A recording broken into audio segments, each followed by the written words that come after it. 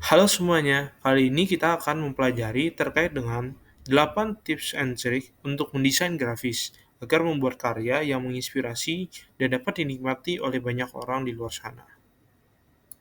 Yang pertama, kita harus memiliki konsep yang kuat, karena dengan konsep yang kuat kita dapat membentuk suatu desain dengan lebih efektif dan efisien, dan juga kita dapat membentuk desain yang menarik di mata pengguna.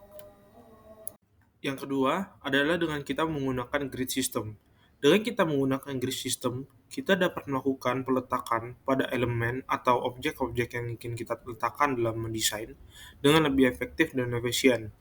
Karena dengan kita menggunakan grid system, kita tahu di mana letak suatu objek yang ingin kita letakkan dan kita dapat mengetahui cara untuk kita membuat sebuah objek itu lebih menarik.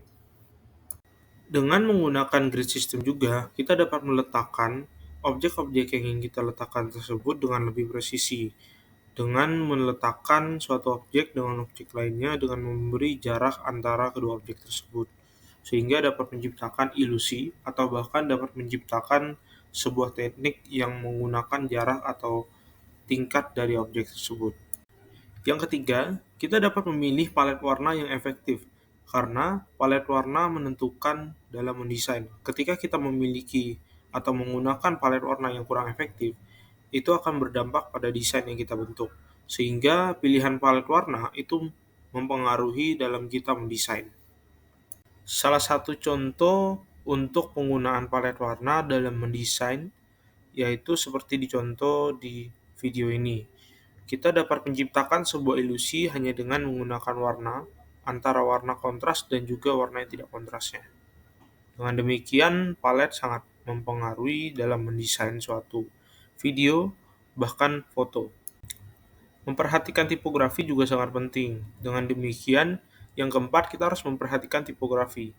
Karena dari tipografi ini sendiri, kita dapat mengetahui brand tersebut merupakan brand apa. Karena ada tipografi yang menggunakan desain yang seperti teknologi ataupun desain yang kasual. Dengan demikian, tipografi sangat mempengaruhi dalam kita mendesain. Kemudian juga kita harus memanfaatkan ruang negatif. Sehingga yang kelima, kita harus memanfaatkan ruang negatif. Dengan demikian, dari ruang-ruang negatif tersebut kita dapat menciptakan sebuah ilusi yang membuat gambar atau desain kita memiliki banyak perspektif. Sehingga dari hal tersebut juga memiliki nilai unik bagi desain yang kita buat. Yang kelima, kita harus konsisten dalam menggunakan visual, mulai dari objek, video, kemudian juga elemen. Kita harus menyesuaikan dengan tema yang kita buat di awal. Ketika kita membuat sebuah tema berkaitan dengan lingkungan, maka kita harus membuat juga objek-objek tersebut berkaitan dengan lingkungan, sehingga dapat menciptakan elemen visual yang menarik dan memiliki ikatan antara satu dengan yang lainnya. Selain hal-hal tadi, kita juga dapat bereksperimen dengan efek dan tekstur. Karena dengan kita bereksperimen dengan efek dan tekstur, kita dapat mengetahui lebih lanjut tentang efek atau tekstur yang kita dapat gunakan dalam suatu desain yang kita bentuk.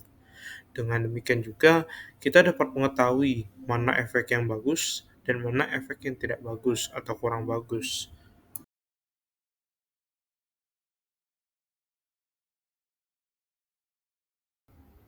Oke, dan terakhir yaitu growth atau berkembang. Ini merupakan hal yang paling penting karena dengan hal ini kita dapat menjadi lebih baik lagi. Oke, dan terakhir yaitu growth atau